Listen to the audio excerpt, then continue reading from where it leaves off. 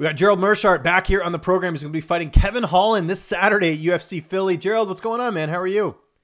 I'm doing great. How you doing, James? I'm doing awesome. It's good to talk to you again. It hasn't been that long since we last spoke. Of course, we were in Vegas playing some video games, but you got this fight. I got to know, when did you find out about this matchup? Because, like, out of nowhere, they're just like, you're fighting, and then this fight, came up pretty quickly. Yeah, I think it was 2 weeks ago on Tuesday, maybe. So it was pretty short notice, but it's been a while since I've had a short notice fight. But that's kind of how I came up. So for me, it's no big deal. Yeah, par for the course. And you're a busy guy, man. When we were trying to schedule this interview, I know you had all these duties cornering some of your teammates. You're like the go-to guy. Anytime I talk to any of the Rufus Sport guys, they're like, "Yeah, got Gerald in my corner." So what has your schedule been like leading up to this fight? Because you've had a lot of, you've been very busy. Yeah. So when I got the call, I was helping Anthony get ready. Me and Biggie were switching out sparring with him, getting him ready for Wonder Boy. Then obviously I kind of shifted my focus towards more what I wanted to do, and I started working with Bilal Muhammad a lot, so he was helping me get ready, and I was helping him. He's also got a fight coming up in April, and I was supposed to leave earlier for the Bellator fight, but obviously I'm fighting, so I had to stay back and make sure I can train as much as possible. So I flew myself out there Friday, cornered Emmanuel Sanchez and Jordan Newman, and then I flew back Saturday. I got a little pad session in with Coach Cush yesterday, and now I'm going to leave on Tuesday. Yeah, that's crazy. But I guess, you're kind of just, your teammates need you, and you're good at what you do. So that's good on that. And you referenced Anthony Pettis there. How much of a boost is that just for you personally, seeing his win and then heading into your fight? That was a huge boost for the camp. Oh, man, we had a huge, huge weekend. We had John McDessie and Anthony Pettis win in Nashville. We had Jordan Newman and Emmanuel Sanchez win on Bellator, as well as JP St. Louis won at Caged Aggression in Iowa. So we went 5-0 on the weekend, and it was a great thing to see. That Cage Aggression show, I looked that up because Dan Hornbuckle fought on that card. Do you remember him? He used to fight in Bellator. Yeah, Cage Aggression has been around for a while, and they actually have a lot of times they do an amateur card on a Friday, and then they'll have a pro card on Saturday. So it's for a regional show. They do a pretty good job, pretty good production, and it was good that JP got back in the win column. Yeah, no, one of the most talented guys in the gym, and hopefully we'll see him in LFA again soon. It's always good to see him on that platform. But let's talk about Kevin Holland, a guy who just referenced LFA. He's a guy that sort of came up through there. How do you feel like you match up against him in this fight? We know about his striking and his submission game. How do you feel about the matchup? I like the matchup. He's longer. His movement is a little awkward. He likes to dart in and out a lot and use his length. I think it'll be fun. Yeah, he seems to approach it with kind of like a kid-like sense of fun to it, and I think he just enjoys fighting, and I enjoy fighting, so I look forward to getting in there with him. Do you like that he talks a little bit? I mean, he, like even when he fought, I think it was his last fight, he's talking a little bit of trash in the cage. Do you like that in a fight? Because I'm trying to remember the last time you've had an opponent like that can, actually bring some trash talk to the table. It's not, won't be too much different because we're always talking shit to each other at the gym. So it's pretty much par for the course. And, he ain't been doing it long enough to talk shit as good as some of my teammates. So I think I'll be all right. And you referenced some of your training partners there. Anyone you worked with a little bit more for this camp? You talked about, working with Bilal and Anthony Pettis. Is that pretty much it? Anyone we left out in that group that you've been working with for this camp? Same guys. And always rolling with Biggie, and I was working with JP because he had a fight coming up. So it's the same group of big guys that I'm always working with. But, it was a short notice. So pretty much when I had my last hard week of training, which was last week, I worked with basically exclusively Bilal because everybody else was gone. So we had to get it in. And, Bilal, he's not nearly as tall as Kevin, but he gives that look very, very well. So I think that's going to, really help me in this upcoming fight. So with all this traveling, I mean, you're not getting, I'm sure, the best, diet in the world in terms of what you're going to find at an airport or, at a gas station or something. So how's the weight cut going ahead of this fight? It's good, and I never get too heavy. And surprisingly, the airports have stepped their game up. I'm able to get some decently healthy, like they have, like chicken, salmon salads. They got some pretty healthy sandwiches. Obviously, still not the best things, but I haven't been having to eat at Burger King every other day, so that's good. My weight's right where it should be. So who's returning the favor in this fight? Who's going to be in your corner? I'll have Mike Rhodes, Biggie, Scott Cushman, and Daniel Wanderley. You threw me off for a second when you said Mike Rhodes. I was like, who's that? And I was like, oh yeah, Yeah, Biggie. Yeah, yeah, because he just, we just call him Biggie Rhodes or Biggie or whatever, which is interesting. that's right. Are we going to see another finish in this fight? It seems to be your thing. And I know obviously you want to bounce back from that last fight for sure.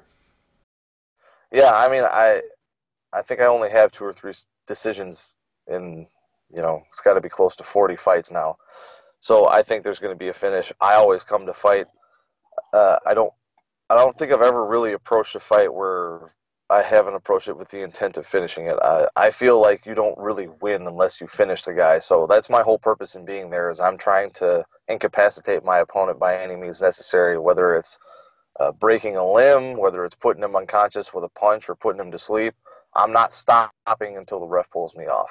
One thing you and I have talked about, and we kind of talked about it in our last interview. I know at times you can be a bit of a slow starter in fights. Is that something like? Can you train for that? Like, how do you overcome that? Because I'm sure you don't want to be taking some damage early and then having to overcome. As cool as it is to watch, I'm sure you'd rather just go out there and get a quick finish. Right. I think honestly the biggest part of that is it's kind of even hard to say that I'm a slow starter because I've looked back at a few of my fights. Um, the fight with Spicely, I came out guns blazing right away.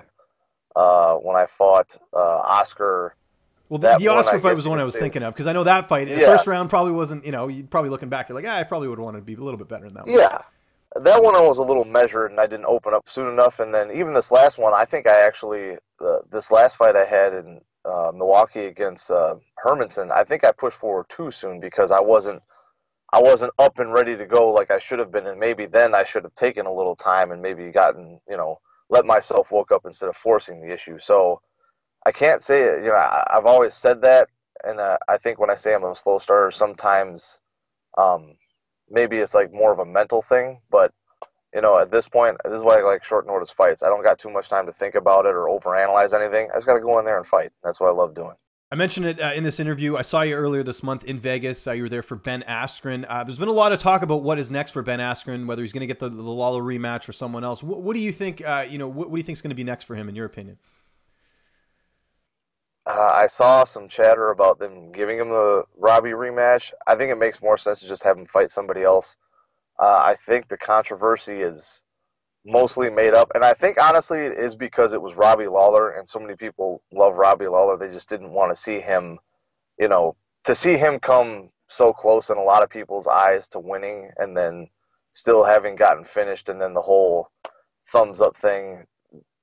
I still think he was. If he wasn't out for that split second, he was going out, and it was over anyway. So that's obviously I'm a little biased in the situation. But I think it makes a lot more sense to make a different fight. If Ben doesn't look great in that one, or if Robbie beats another guy, then you could do it down the line or something. But I think an immediate rematch, especially off a first round finish, no matter how you slice it, is kind of pointless. Well, I think too, from a promoter standpoint, don't you want Askren's next fight to be against someone that's going to build up the fight and talk some trash? I mean, you have this gift in Ben Askren, who's a great self promoter. Why wouldn't you utilize that? You give him the one guy who doesn't like doing interviews in Lawler, right? So I don't know. Right, exactly. Yeah, that's sort of my perspective on it. What about Tyron Woodley? Have you talked to him at all recently? Obviously, disappointing loss to Usman in the title fight. Yeah, I haven't talked to him. I saw Dean at the Bellator. We talked a little bit, not too about anything specific, but yeah, they're not really sure what's going on right now. I think he's just kind of reassessing where everything is at and kind of deciding what direction he wants to go. But that's the thing. The welterweight division is all over the place right now. Usman just won, and you know, he beat arguably one of the best welterweights ever in Tyron, whether or not he had a bad night. And then you've got all these other guys like Colby still's got it.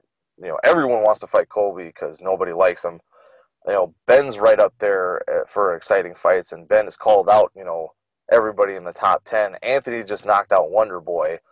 Tyron, even though he just lost, he's got to fight somebody in the top 5, I would think. So there's a lot of potential matchups. It's just a matter of him kind of deciding what path he wants to take to get back to that title. Your good friend CM Punk, I know he's still training. I saw Pettis say something about that in the interview with TMZ. Do you think he'll fight again, or do you think it's just he'll go for jiu-jitsu matches, or what do you think's next for him? I think he might fight again. Yeah, I think it'd be really hard to put as much time and effort into this as he has to not, at least get a win and like get in there and get your hand raised. So I think before it's all said and done, he'll probably fight one or two more times. For right now, I don't think it's super close, but he's still in the gym and he's still working on his craft. Before I let you go, you and I need to do we need to do like I thought the last time we did our video game interviews we'd settle the score, but really I think we've realized two things. Number one, I can beat your ass at Mario Kart 64, but Super Mario Kart, you mop the floor with me. I think we got to find like a neutral game because we're just going to keep going back and forth here. We got to find a middle ground. Yeah, we need to find a game, and we gotta hopefully that the stars align and we end up going to the same card again. So we'll have to figure that out. But I'm going to give you an assignment between now and then. We got to come up with a game that can be some neutral ground. No advantage either way, and something that we can figure out here. So that's going to be my homework for you after this interview. Sound good? Deal. Okay, perfect. This is going to be a great card. It's coming up here this Saturday. It is UFC on ESPN2 from Philly. Gerald, appreciate the time as always, man. Just remind people where they can find you on social media, and if you got any sponsors or shout-outs, the floor is yours. Yeah, look me up, The Real GM3 on Twitter and Instagram. Google my name if you need to find any of that stuff. Rufus Sports, my home team. Everybody did great this weekend. Combat Corner, the best gear in the game. Diamond MMA Cup's the way to go. Big shout out to Lockhart and Leaf. They've been helping me with my weight cuts during fight week, and even though they're not too stressful for me, they do a really great job, and I just want to thank them real quick.